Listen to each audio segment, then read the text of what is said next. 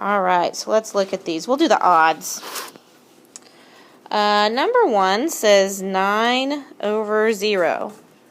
So most of you probably know, well, it's either 0 or undefined. Which one is it, and how do you know?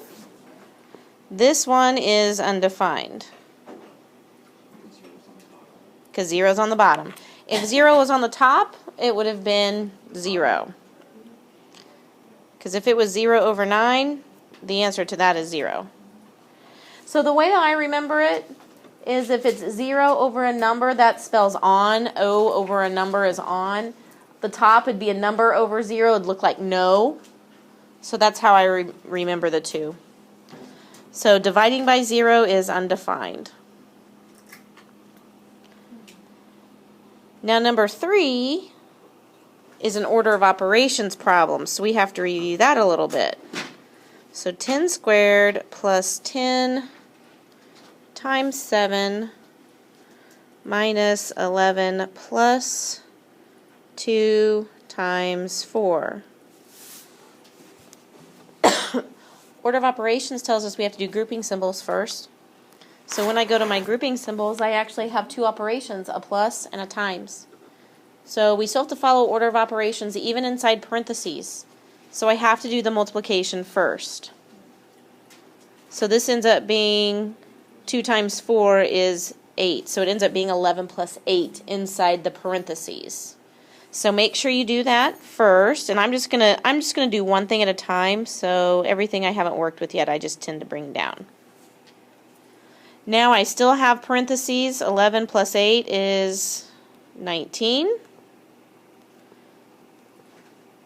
Oops, that's a minus. This is a times. So now I have this. 10 squared plus 10 times 7 minus 19. So I have a plus, I have a times, and I have a minus. Well, I have to do, well, and actually I have an exponent. So I have 4 things going on here. I have to do the exponent first because it's grouping symbols, then exponents. So what is 10 squared? What is 10 times 10? 100.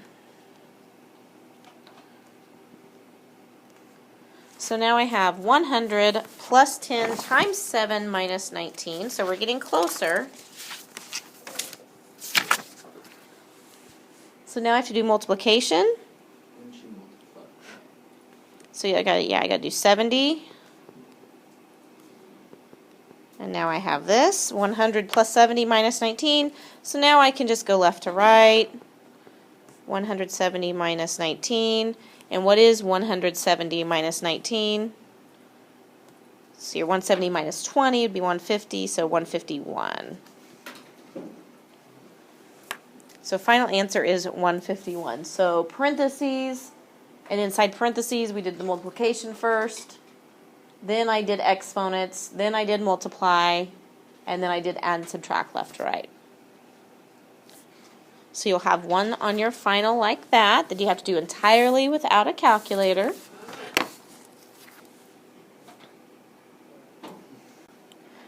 Okay, let's look at number 5. We have negative 8, and we're comparing that to negative 3. Write less than or greater than. Negatives always trip people up. Because if we were going to, if it was positive 8 and positive 3, 8's greater than 3. Since we're in negative world, it's the opposite.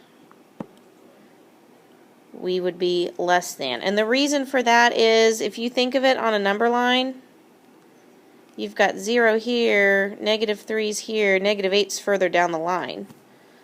Okay? The number on the left is always the smaller number when you're talking a number line. So negative 8 is definitely less than negative 3. Let's look at 7. 7 says absolute value of 340. Absolute value means distance from 0, and distance is always positive. So since distance is always positive, that means the absolute value of 340 is 340. if we had absolute value of negative 340, that is also 340. Because it's 340 units away from 0, but just on the other side of 0. So if it's positive or negative on the inside of an absolute value symbol, the answer is still always going to be positive. It's just you're on different sides of 0 on the number line.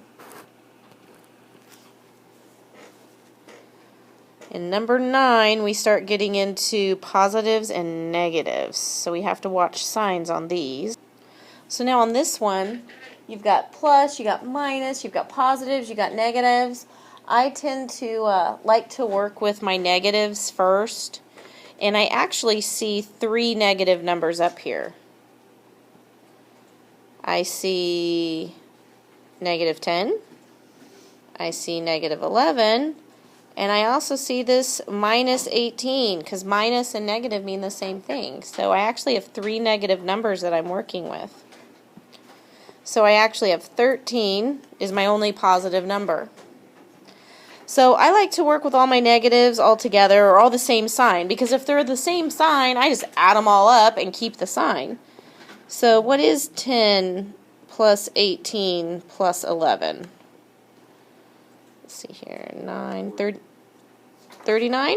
10, 20, 39. Yeah, 39. So I really have a minus 39, or plus negative 39. So 13 minus 39, is it going to be a positive or a negative? Negative. And now, since my signs are different, I actually have to subtract and keep the sign of the larger. So it looks like negative 26. Final answer. So even though that says minus 18, that is a negative 18. Minus is a negative. Just like plus, you think positive. Okay, same thing.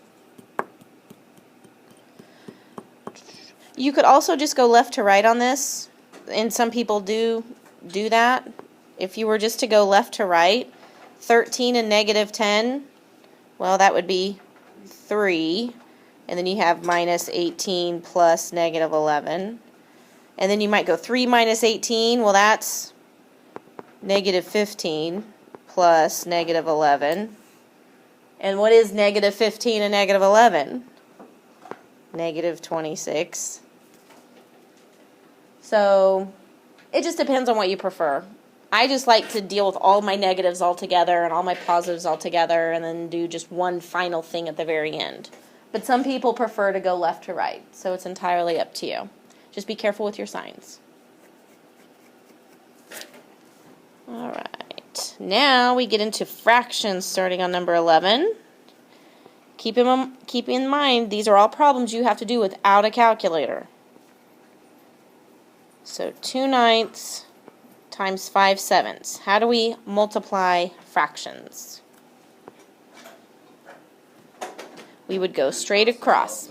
Yep. So what is the numerator? So we have 2 times 5, which is 10. And what's our denominator? 9 times 7, which would be 63. So 10 over 63. Now, do 10 and 63 have anything in common? Can we reduce it? Yes. By what? Because you can think of what are factors of 10. There's not very many. 2 and 5. Okay, and neither 2 or 5. Does 2 or 5 go into 63? No. And 10. Will 10 go into 63? No. Not evenly.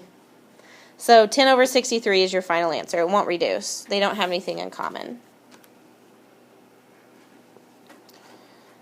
Okay. Number 13 says find the reciprocal. What is the reciprocal of 1/3? Okay, so we would say 3 over 1, which is the same thing as just 3. And why do you think we're talking about reciprocals? Because how do we involve reciprocals? When do they come into play? Well, number 15. Happens in number 15. Because when you divide fractions, you actually multiply by the reciprocal. So in this case, if I'm dividing by 3, I'm going to multiply by 1/3. Got to multiply by the reciprocal. Now you have a couple options. We can multiply straight across and then reduce, or I actually see something that will kind of cross cancel. So it's kind of like reducing before you multiply. What could I do before I multiply? Do you notice anything? Any of these numbers have anything in common? The 3 and the 24. Because 3 goes into 3 one time and 3 goes into 24 8 times. So now I can multiply straight across and get 8 times 1, which is 8, and 7 times 1, which is 7. So I would get 8/7 for my final answer. Now, had you multiplied straight across, you would have got 24 over 21. But then what would you have to reduce both of those by? 3, yeah. So you can either multiply across then reduce, or you can reduce then multiply. I like to reduce first then multiply because I'm dealing with smaller numbers. But yeah, the answer on 15 would be 8/7.